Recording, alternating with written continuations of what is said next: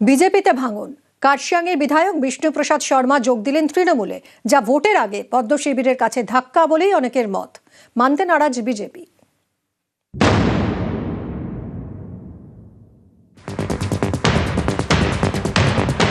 বিষ্ণুপ্রসাদ শর্মা 2021 সালে বিজেপি টিকিটে কার্শিয়াং থেকে ভোটে লড়েন, বিধায়ক হন। বৃহস্পতিবার তিনি বিজেপি ছেড়ে যোগ দেন তৃণমূলে।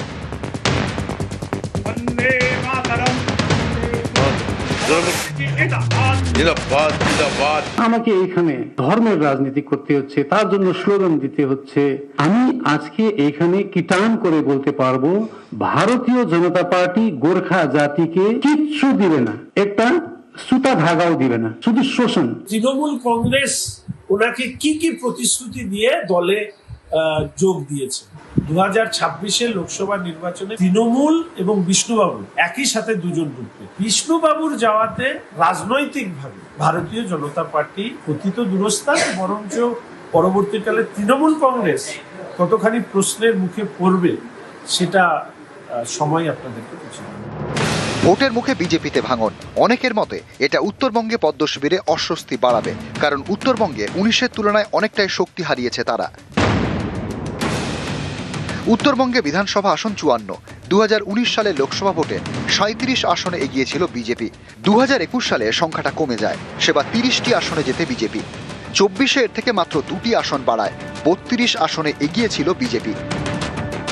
পর্যবেক্ষকদের মতে এই পরিস্থিতিতে কার্শিয়াংয়ের বিজেপি বিধায়কের তৃণমূলে যোগ দেওয়া গেরুয়া শিবিরের কাছে অস্বস্তির, যদিও তাদের নেতারা প্রকাশ্যে গুরুত্ব দিতে নারাজ। ওকে ওখানে কার্শিয়াংয়ে টিকিট দেওয়া হবে, উত্তরবঙ্গে বইনি হবে না, আমি আপনাকে বলে দিলাম। 54-র মধ্যে 45-এর উপরে ভারতীয় জনতা পার্টি পাবে, তারপরেও 5-7টা যা পাবে ও অন্যরা পাবে, তৃণমূল ওখানে 0 পাবে। 54-তে 0 হবে, মালদা থেকে আলিপুরদুয়ার কোচবিহার 0 হবে, আমি আপনাকে আজকে বলে। বিষ্ণুপ্রসাদ শর্মা দীর্ঘদিন ধরেই তিনি বিজেপিতে বিদ্রোহী, একাধিকবার দলের বিরুদ্ধে ক্ষোভ উগরে দিয়েছেন।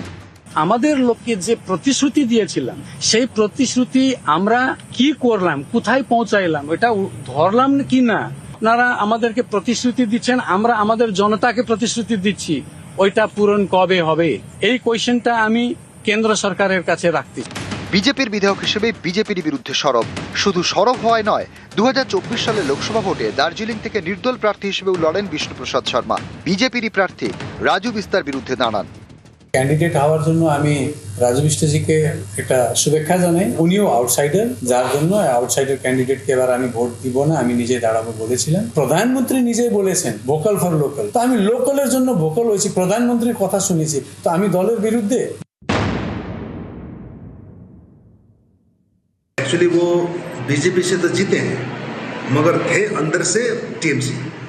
उनके होने से, रहने से, नहीं रहने से पार्टी को कोई फर्क नहीं पड़ेगा, क्योंकि पार्टी में कुछ उनका योगदान भी नहीं है। বিজেপিতে থাকাকালীন বারবার পৃথক গোর্খাল্যান্ডের দাবিতে সুর চড়িয়েছেন বিষ্ণুপ্রসাদ। সেই কার্শিয়াংয়ের বিধায়ক এখন তৃণমূলে। এবার তিনি কি করবেন?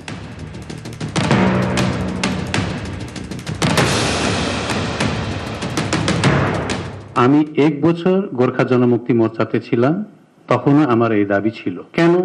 গোর্খা জনমুক্তি মোর্চা তখন বিজেপির সঙ্গে ছিল, বিজেপির দাবি ছিল।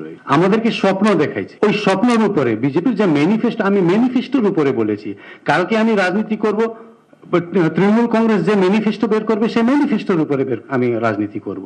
ওটা তো বিজেপির সাবজেক্ট ছিল। তো নিউজ 18 বাংলা।